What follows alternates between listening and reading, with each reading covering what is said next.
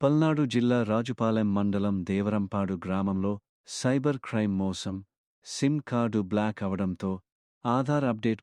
రాజుపాలెం మండలం దేవరంపాడు గ్రామంది. నా పేరు కాసా సాగర్ బాబు. నేను మొన్న ఆదివారం నాడు సిమ్ బ్లాక్ అయిపోయిందని చెప్పి ఏలు ముద్ర వేసి 15,000 కాడికి 15,000 ట్రాన్స్ఫర్ కొట్టి 15,000 నా ఏలు ముద్ర వేసి 30,000 తీసుకురండి.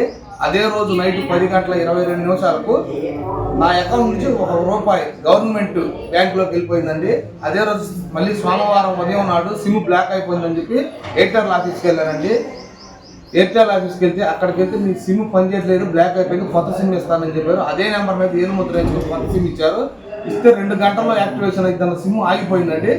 ఆగిపోతే ఆ సిమ్ని మళ్ళీ నాకు ఇస్తే ఆ సిమ్ కూడా పనిచేయట్లేదని మళ్ళీ వెళ్తే మంగళవారం రండి అన్నారు. మంగళవారం వెళ్తే మళ్ళీ బ్యాంక్ కాడికి వచ్చాను. మంగళవారం ముందు వెళ్ళటానికి ముందు బ్యాంక్ కాడికి వస్తే బ్యాంకులో 2,70,000 చిల్లర ఉండాల్సిన అమౌంట్ 1,63,000 ఉన్నాయండి.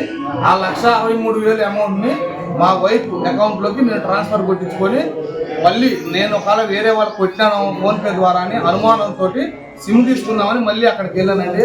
ఎయిర్టెల్ ఆఫీస్ దగ్గరికి వెళ్తే వాళ్ళు సిమ్ బ్లాక్ అయిపోయింది, నీ ఆధార్ బ్లాక్ అయిపోయిందని చెప్పారంటే, లాక్ పడిపోయిందని చెప్పారు. అయితే మళ్ళీ ఆధార్ సెంటర్కి వెళ్ళి నమోదు చేసి చూస్తే ఆధార్ సెంటర్ వాళ్ళు కూడా 2 లాక్ అయిపోయి విఐడి నెంబర్ కోసం చూసారండి. నాది విఐడి నెంబర్ లేదని విఐడి నెంబర్ కాబట్టి ఫోన్ నెంబర్ అడిగారు. ఫోన్ నెంబరు లాక్ అయిపోయింది, విఐడి నెంబర్ లేదండి.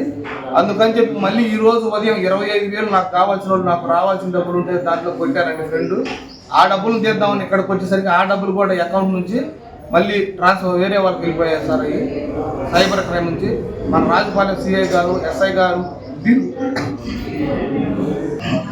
నీకు అమౌంట్ పోయిందని ఎట్లా తెలిసింది నీకు?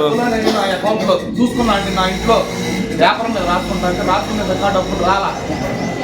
అప్పుడు అనుమానం వచ్చి ఇక్కడికి వచ్చాను. ఈరోజు మన మేనేజర్ గారు వచ్చి స్టేట్మెంట్ తీసుకొని మొత్తం ఎప్పుడెప్పుడు ఎలా కట్ అని మొత్తం చూపించారండి. చూస్తే ఈరోజు చూస్తే మన రాజుపాలెం ఎస్ఐ గారిని, సిఐ గారిని కలవమన్నారు.